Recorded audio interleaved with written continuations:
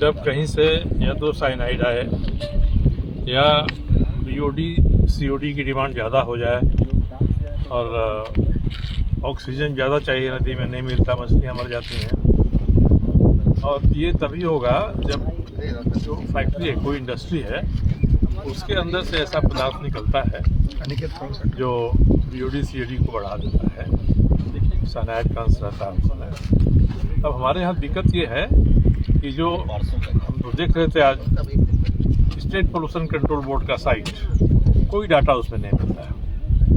तब हम लोग है सेंट्रल पोल्यूशन कंट्रोल बोर्ड के साइट, उसमें डेटा मिल रहा है और उसमें जो डेटा मिलता है वो बताता है कि 31 तारीख को, 30 तारीख को, 1 तारीख को जो वहाँ से फैक्ट्री के अंदर से जो भी दूषित पदार्थ निकलता है उसका बीओडी सीओडी कम से कम जितना होना चाहिए उससे 100 गुना ज़्यादा है। और साइनाइड की मात्रा कितनी है ये तो क्लियर नहीं है।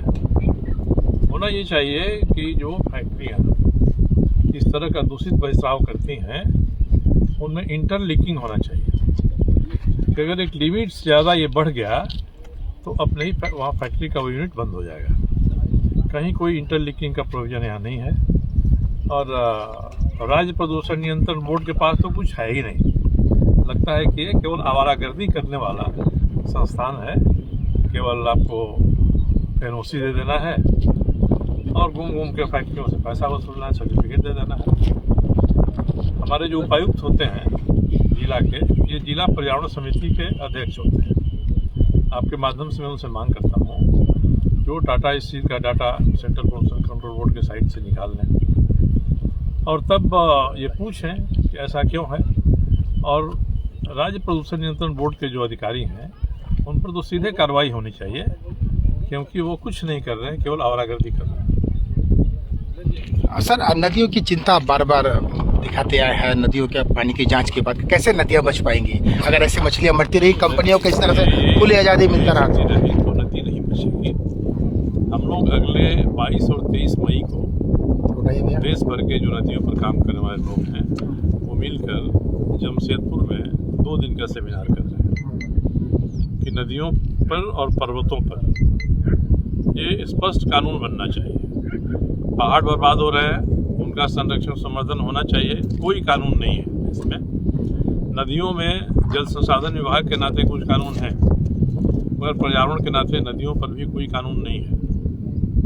तो ये कानून बनना चाहिए। हम लोग सब जुटेंगे जानकार लोग यहाँ, हम लोग कानून का ड्राफ्ट बनाकर भारत सरकार को, राज्य सरकार को देंगे कि नदियों को अगर सुरक्षित रखना है, संरक्षित रखना है, पहाड़ों को संरक्षित रखना है तो ये कानून इस तरह का बनना चाहिए। तो इसलिए लोग प्रयास तो कर रहे हैं हर जगह, और सब प्रयास, सब कोशिश झारखंड में फेल हो जाती है, क्योंकि झारखंड में जो सरकार नाम की चीज़ है वो कहीं से भी सक्रिय नहीं है। उसकी प्राथमिकता में ये सब चीज़ें कहीं नहीं आती हैं। हम लोग जब सवाल पूछते हैं विधानसभा में तो सीधा उसका गलत उत्तर जाता है, और गलत उत्तर पर भी सरकार ढिठाई की तरह कहती है कि हमारे यहाँ जो नीचे से आया है वो हम आपको दे रहे हैं, तो हम नीचे वालों पर भरोसा कैसे नहीं करें। ये स्थिति है। राज्य की सरकार की कोई चिंता नहीं है इसके बारे में और कानून कोई नहीं है। इसलिए मैं डीसी से कहूँगा कि जिला पर्यावरण समिति के अध्यक्ष के नाते आप टाटा स्टील का 3 दिन 4 दिन का डाटा इकट्ठा करिए। कौन सा ऐसा एलिमेंट है उसमें ज़्यादा है, हमने देखा सरसरी निगाह से बीओडी सीओडी बहुत ज़्यादा है, और मेरा साइनाइड का भी अंश ज़्यादा उसमें आया हुआ है। और बहुत सारे पैरामीटर जो होना चाहिए वो टाटा स्टील के वेबसाइट पर भी नहीं है, जो उन्होंने सेंट्रल पोल्यूशन कंट्रोल बोर्ड से लिंक करके दिया है वही बताता है कि नहीं है। मैंने डाटा को डाउनलोड कर लिया है, आज उसका मैं रिलीज कर दूँ पूरा। अभी तत्काल अविलंब जो कार्रवाई के लिए क्या पहल करें? नहीं, हम लोग तो उपायुक्त से या प्रदूषण नियंत्रण बोर्ड से इसे ही ना कर सकते हैं। कार्रवाई करने का अधिकार उन्हीं को है और किसी दूसरे को कार्रवाई करने का अधिकार नहीं, हम लोग तो बिल्कुल नहीं है।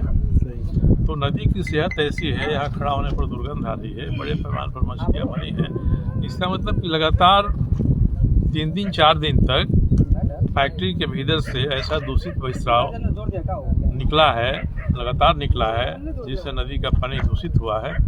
ऑक्सीजन की डिमांड यहाँ बढ़ी है। ऑक्सीजन नहीं मिलने से या कोई जहरीला पदार्थ मिल जाने से ये मछलियाँ मर गई हैं। ये अनुमान तो हम लोग आसानी से लगा सकते हैं।